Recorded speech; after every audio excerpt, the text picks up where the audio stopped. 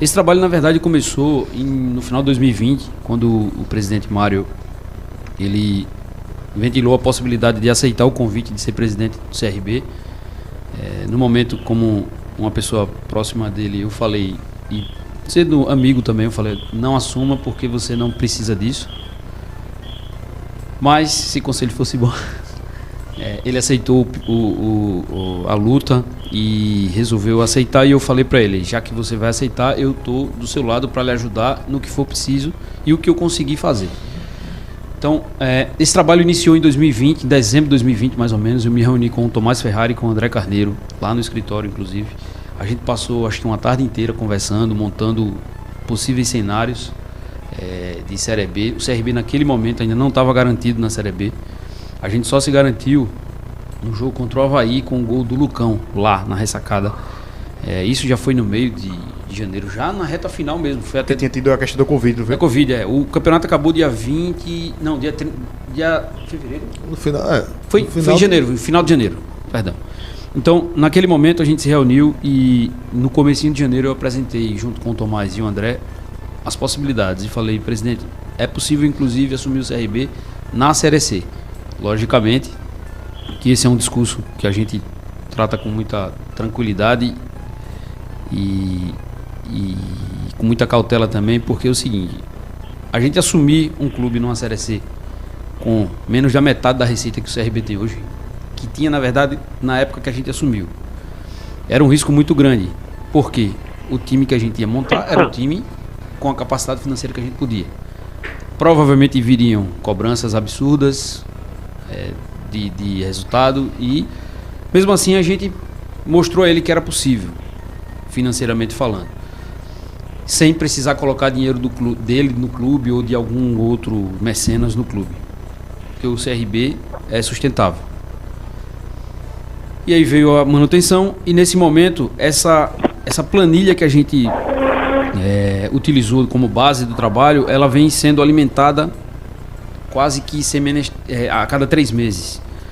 A gente busca as informações do que foi gasto nos últimos 3 meses, separamos por rubrica as nossas despesas e as nossas receitas também, e com isso a gente vai para uma assertividade muito grande. Porque o melhor que uma pessoa pode ter para gerir uma empresa são informações, e informações precisas. Então a gente passa para a diretoria, para o presidente, para Carlos Rubens, para Fernando Paiva, para Hinaldo, para Kennedy, na reunião do conselho também, os números precisos. E as decisões são deles de avançar, recuar, de repente lá na frente, a possibilidade de um Clube Fênix, por exemplo, que isso ainda está muito incipiente, quero dizer, inclusive. Isso é uma decisão e um desejo de uma parte do conselho que está se desenhando, ainda precisa ter muito estudo, porque não adianta a gente tomar uma decisão pela emoção, é uma decisão importante essa, é um dinheiro razoável e é um investimento que vai ficar para o resto da vida. Se não for bem administrado, como a gente vem fazendo no clube, na parte executiva do futebol, pode se transformar num grande problema para o clube. Então a gente precisa ter esse pé no chão, mostrar as informações, mostrar como é que isso pode se manter. Tem que ter estudo, mais de uma pessoa tem que estar junto desse processo. Não é uma decisão de um só ou até de um grupo pequeno. Mas eles estão conversando, se for possível, se for da graça de Deus, vamos conseguir ficar dessa forma. Aí, eu não sei se eu respondi a sua pergunta. Então, esse trabalho de ajudar no planejamento, de executar o planejamento, de voltar com a informação depois de executado, para dar subsídio de informações para tomadas de decisões, essa é a função do financeiro. E isso está dando possibilidade do CRB se manter sustentável e crescente. Eu posso estar enganado aqui, assumimos o CRB, o balanço da gente em 2021 foi 18 milhões, se não me engano. Eu não estou lembrado aqui agora. Em 2022 já foi 23, 24 e a projeção nossa agora é 30 milhões nesse ano. Existe um estudo também que mostra, provavelmente vai mudar com a chegada dessa liga forte, dessas ligas, que os clubes que subiram para a Série A, eles tinham em média lógico que tinha salvas exceções, como o caso do CSA, por exemplo, um orçamento de 30 milhões, pelo menos, para subir. E a gente buscou esse recurso. Tá? Esse é um mérito da diretoria atual do CRB. Essa informação é importante, né? A gente buscou essa informação, esse recurso. Nitidamente, apesar de uma parcela da torcida, não é toda, falar que a gente não tem ambição de subir, que não almeja nada, que é uma diretoria omissa, pacata, enfim. Eu sei que é paixão, vai do coração, já fui muito assim também. Mas o investimento que a gente fez, falando diretamente no futebol, em folha, em elenco, esse ano, não foi feito nunca na história do CRB. Isso é muito significativo. A gente iniciou um trabalho com uma folha e com um time robusto. Foi campeão alagoano invicto. Aí muita gente vai falar, não faz mais que obrigação. Não é assim, porque senão todo ano o CRB ou o CSA era campeão invicto. E não é assim que funciona. Futebol não é uma caixinha não é uma receita de bolo. A gente precisa tomar as decisões corretas, achando que está tomando as decisões corretas, para diminuir os riscos. Agora, um detalhe importante que eu confesso que eu não sabia, né? Essa informação que o Felipe trouxe de ter feito um levantamento e observar que os times que conseguem acesso tinham uma média de um orçamento anual de 30 milhões, foi isso?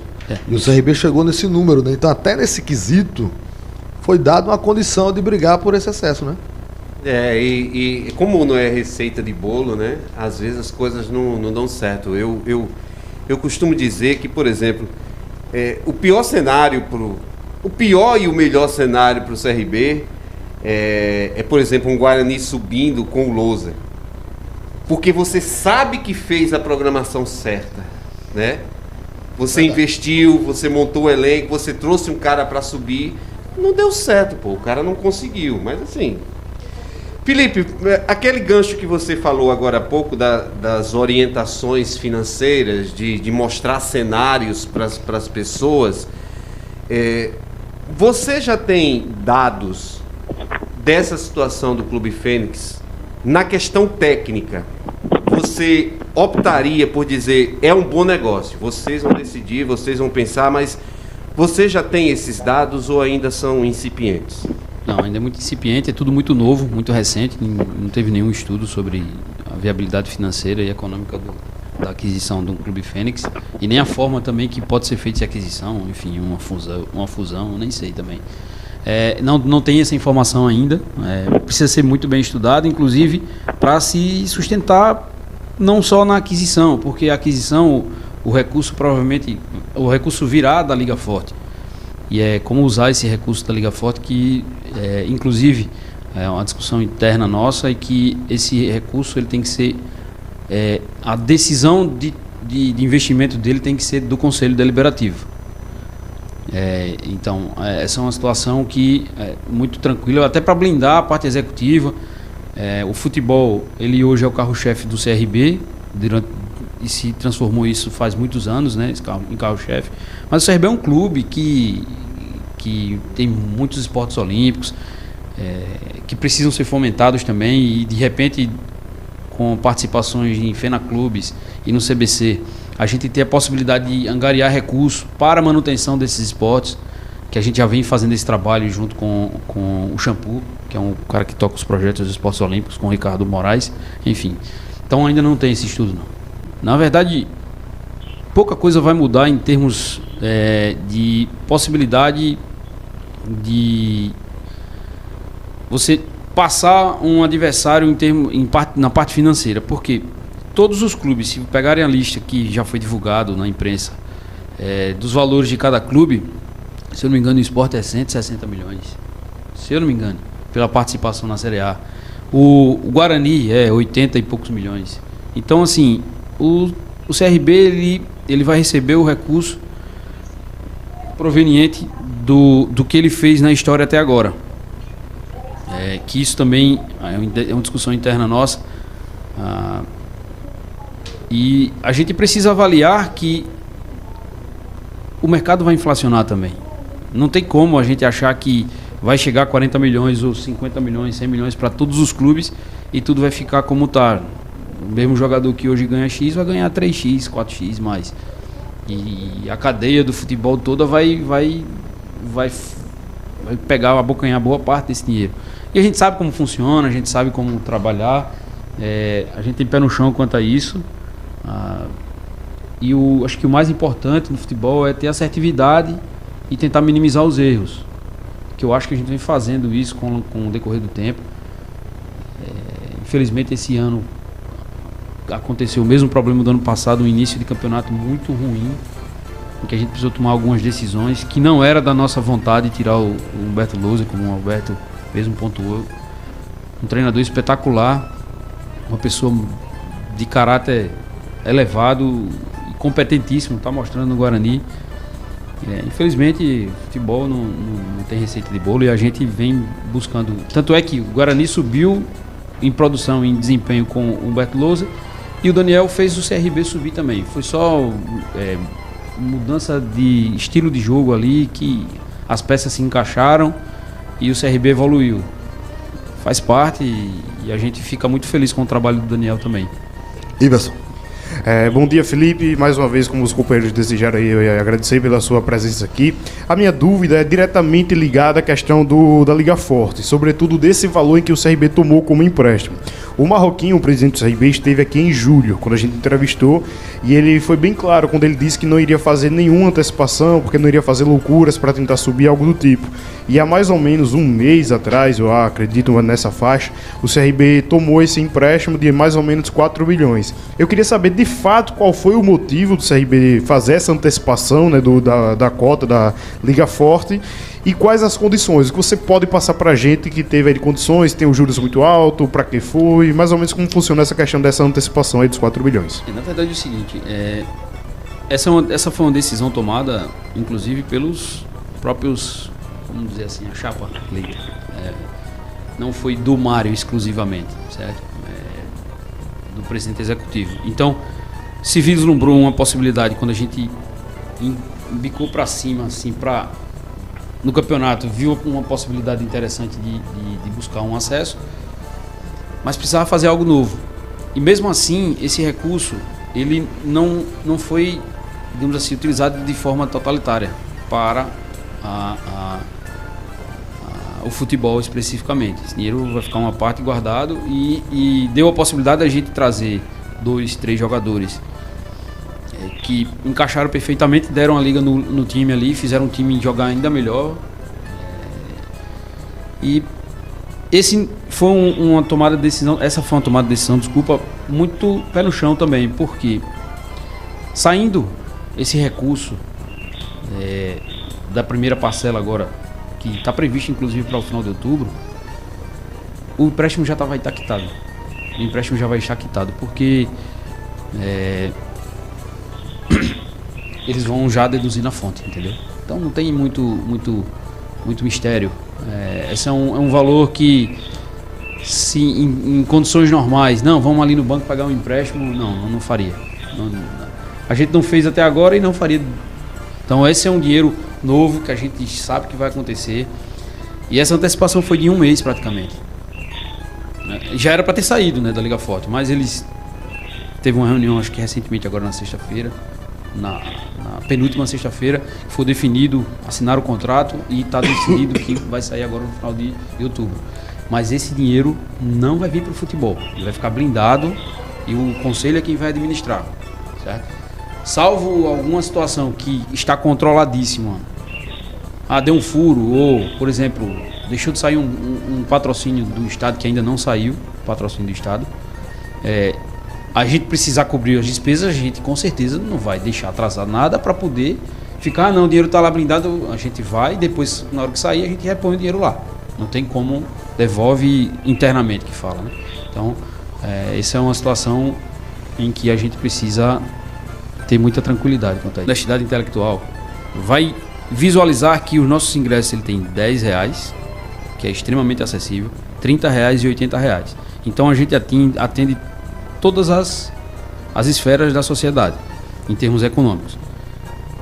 O que a gente não pode e que não deve fazer é desvalorizar o nosso produto. A torcida exige que a gente suba, a torcida exige que a gente tenha time competitivo, a torcida cobra muito da gente e está certa no papel dela. Em contrapartida, ela uma parcela dela, desculpa, não posso generalizar. Uma parcela dela, ela quer que a gente diminua o valor do ingresso. Então a gente tem que redimensionar nossas expectativas. Se a gente quer um ingresso muito barato, a gente vai botar um ingresso muito barato, mas a gente não vai ter como ter um time muito bom. Já ouvi algumas pessoas falando, rapaz, mas não, inclusive internamente, não se deve contar com dinheiro de bilheteria. No orçamento da gente, a gente conta com um dinheiro de bilheteria para fazer parte do orçamento de receita nosso. A gente não está contando com o dinheiro, a gente está vislumbrando que vai ser 500 mil mês de bilheteria, com a despesa de 50 mil por jogo quase, que a gente tem, e um superávit de 350 mil. Não é assim que a gente coloca. A gente coloca uma receita lá de 190 mil por mês, em média, nos 11 meses de campeonato, que o CRB participa, e uma despesa de 150 mil, tendo um lucro, um superávit de 40 mil por mês. Não é nada, gente, isso. Para o futebol isso não é nada. O CRB ele precisa do recurso para continuar crescendo. E fazendo comparativo com outros clubes, que aí, lógico, que a gente não tem como brigar muito com isso, que faz parte, inclusive, da quadro socioeconômico, né? Você tem um Fortaleza numa Série C, ele arrecadou, se eu não me engano, 18 milhões de bilheteria. Agora nem se fala. Agora os caras botam 30, 40, 50 milhões de bilheteria por ano. Um jogo, eu assisti o jogo do Vitória contra o Tom Benz, uma parte, eu vi que saiu, anunciou o público lá, o Vitória num jogo arrecadou 750 mil. Se ele bota ali, e os jogos do Vitória vêm sempre lotados desde a Série B. Sim. Desculpa, da Série C, perdão. Como é que a gente compete com isso? E o ingresso dele é o mesmo preço do nosso. Não tem como a gente tá baixando muito. Aí os argumentos que se utiliza. Não, esse jogo é importante, então a gente tem que baixar o ingresso. Esse jogo não vale nada, tem que baixar o ingresso. Esse jogo... Ou seja, o torcedor quer, em linhas gerais, que a gente bota o ingresso a R$20. Infelizmente a gente não tem como fazer isso. Porque tem o ingresso de 10. Quem não tem a condição de ir pro de 30, vai pro de 10. E assim a gente precisa trabalhar o clube. E eu lhe digo, R$30 não tá caro. Eu não tô falando que... E eu sei, eu tenho consciência que a sociedade nossa vive abaixo da linha econômica do Brasil. Eu sei disso, temos consciência disso. Mas o CRB precisa se posicionar e posicionar o seu produto e o produto principal dele é o futebol. Então, assim, se a gente monta um time competitivo, um time bom... mas o time está em 10º lugar. O Ceará tem uma folha 2 vezes mais do que a nossa, talvez, e está atrás da gente, faz parte. Mas o CRB a vida inteira é essa lenga-lenga. A gente está tentando, a gente está trabalhando, a gente vem buscando melhorar em todos os aspectos do clube. Quem entrou no CT em 2021 e quem entra no CT hoje vai ver o tanto de investimento que foi feito lá dentro. É uma outra realidade isso. Então, a gente precisa posicionar o clube de forma mais... uma diretoria elitista, eu discordo completamente. O sócio-torcedor nosso tem opções baratas de acesso. Tem o Argonautas, tem o Regatas, tem a arquibancada baixa, custa R$10 o ingresso. Então não tem como, não tem como. Se a gente desvalorizar o nosso produto, a gente não tem como lá na frente querer brigar por algo que não dá. Porque o dinheiro, futebol é dinheiro, não tem como. Então a gente sustenta essa situação, sustenta a pancada.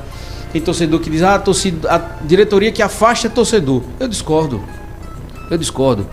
E o torcedor ele não tá ligando pra diretoria muito, sabe? Ele não liga muito pra diretoria. Se o time a bola entrar, o cara vai e tchau, mano.